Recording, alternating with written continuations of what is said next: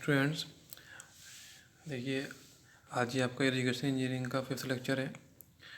ठीक है, last lecture में हमने पढ़ा था सब सरफेस इरिगेशन। ठीक है, यानी जो मेथड्स ऑफ इरिगेशन का आपका सेकंड टाइप था वो हमने कंप्लीट कर लिया था लास्ट लेक्चर में। देखिए आज का जो आपका टॉपिक है वो है स्प्रिंकलिंग इरिगेशन, जिसे कहते हैं हम छिड़काव सिंचाई। देखिए छिड़काव सिंचाई क्या होती है आपकी, ये एक प्रकार की आर्टिफिशियल रेन होती है। ठीक है, जिसमें क्या होता है आपका फसलों पर ऊपर से पानी छिड़का जाता है।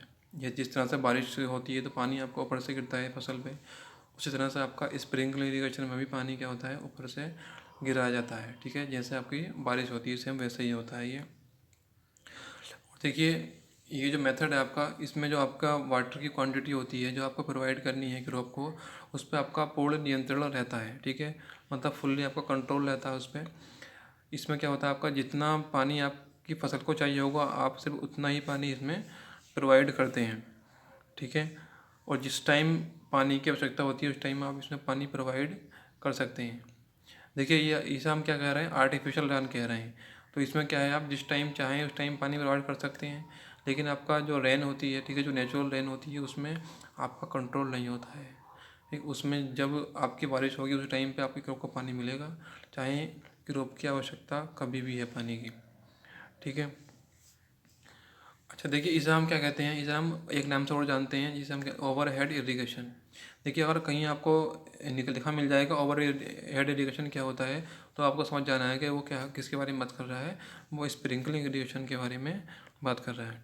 ठीक है, देखिए ओवर हेड इरीगेशन इसे इसलिए कहते हैं क्योंकि इसमें क्या होता है पानी आपका एक ऊंचाई से गिरता है। ठीक है, एक हाइट होती है जिससे पानी आपका क्रॉप पर गिरता है, इसलिए हम इसे कह देते हैं ओवर हेड इरीगेशन।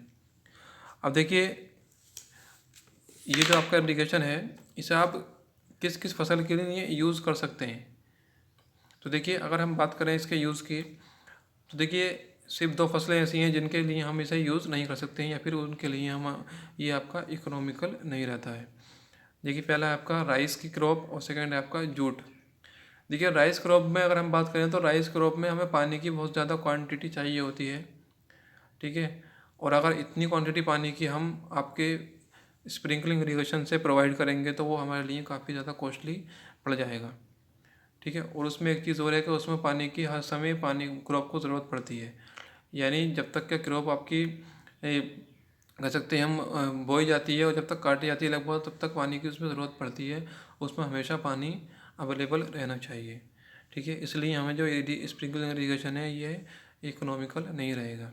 वैसे ही आपका जूट के लिए भी आपको पानी की बहुत ज़्यादा क्वांटिटी चाहिए होती है, और इसे मतलब पूरे जो बेस पीरियड होता है इसका, जो आपका क्रॉप का बेस पीरियड होता है, पूरे बेस पीरियड ही पानी चाहिए होता है। ठीक है, तो इन 2 फसलों के अलावा आप इसे लगभग लगभग सभी फसलों के लिए यूज़ कर सकते हैं। ठीक है, इस मेथड का यूज़ कर सकते हैं। अब देखिए जैसे आपका डायग्राम में दिखाया गया है, ये देखिए ये एक पाइप पे बिछाए गए हैं यहाँ पे। ठीक है, अब देखिए पाइप जो है ये आपके जो आपकी भूमि है। ठीक है, तो भूमि से क्या है कुछ नीचे बिछाए गए हैं पाइप। इनका भूमि से नीचे बिछाने का पर्पज़ क्या है कि जब आप कोई भी गतिविधि करेंगे, ठीक है, क्रॉप पे आप कोई भी काम कर रहे हैं, तो उससे में वैसे करने में आपको क्या है, इसमें कोई भी बाधा नहीं आने वाली है। ठीक है, कोई भी ऑब्स्ट्रक्शन नहीं बनने वाला है, इसलिए हम क्या करते हैं पाइप्स को भूमि से कुछ नीचे बिछाते हैं। ठीक है, अब देखिए क्या होता है आपका जो भी सोर्स होगा आपका, ठीक है, जहाँ से आपका पानी आ रहा होगा उस सोर्स से पानी आपका आएगा इस पाइप में आएगा। ठीक है, इस पाइप की सहायता से आपको कहाँ जाएगा, इस राइजर में जाएगा, और राइजर में जाने के बाद में ये कहाँ पहुँच जाएगा, आपका नोजल पे पहुँच जाएगा। ठीक है, यहाँ नोजल में क्या होंगे, कई छिद्र होंगे जिनसे क्या होंगी आपकी ये जो बौछारें निकलेंगी, यानी जो पानी है वो इनसे निकलेगा।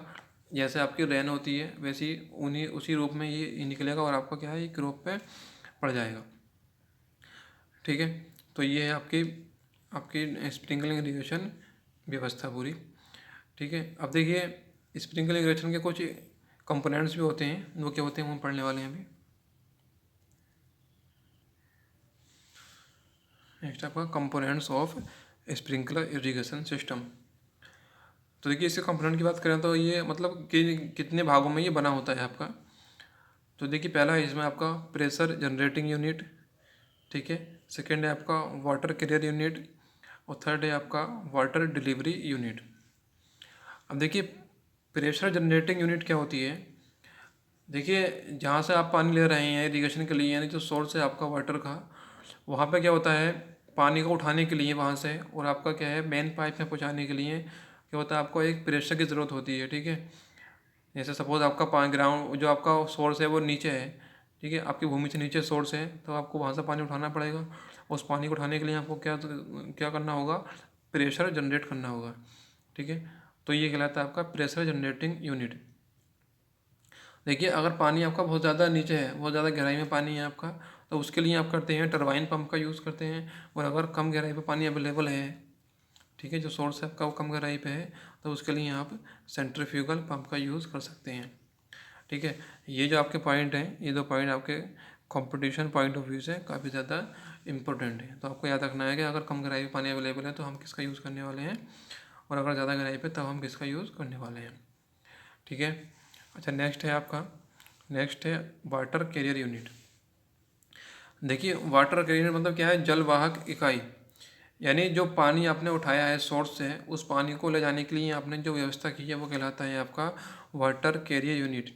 देखिए इसके लिए हम क्या करते हैं, इसके लिए हम पाइप बिछाते हैं। ठीक है, और उन पाइप में क्या होता है आपका एक मेन पाइप होता है, ठीक है, और बाकी क्या होते हैं आपके लेटरल पाइप होते हैं, या फिर कह सकते हैं हम क्या डिस्ट्रीब्यूटरी पाइप होते हैं। ठीक है, तो देखिए क्या होता है आपका सोर्स से पानी कहाँ था, मेन पाइप में आता है, और मेन पाइप से इन डिस्ट्रीब्यूटरी पाइप में जाता है, और इन डिस्ट्रीब्यूटरी पाइप से कहाँ जाता है, वो राइज़र में जाता है, और राइज़र में जाने के बाद में वो कहाँ निकल जाता है आपका बौछार के रूप में बाहर आ जाता है। ठीक है, तो ये थी आपकी वाटर कैरियर यूनिट। अब देखिए वाटर कैरियर यूनिट में आपके जो पाइप होते हैं वो कहाँ जाते हैं, हम नीचे मतलब भूमि के अंदर डालते हैं। ठीक है, इसका पर्पज़ क्या होता है, वही कि आपका जो भी आप काम कर रहे हैं आपके खेत में, तो उसमें करने में आपको कोई भी प्रॉब्लम नहीं होनी चाहिए। ठीक है, अच्छा लास्ट है आपका, यह है आपका वाटर डिलीवरी यूनिट। अब देखिए क्या है हुआ, आपने सोर्स से पानी ले लिया है पंपिंग के थ्रू, उसके बाद में उसे क्या किया आपने, जो आपके वाटर कैरियर यूनिट थी यानी जो पाइप थे उनके थ्रू हमने क्या है इसे आपका राइजर तक पहुंचा दिया है। ठीक है, यानी अब क्या है ये राइजर में जाएगा, राइजर से कहाँ जाएगा, बाहर जाएगा। ठीक है, तो ये भी जो प्रोसेस होगी, जब बाहर जाएगा पानी राइजर से होके, वो कहलाएगा वाटर डिलीवरी यूनिट।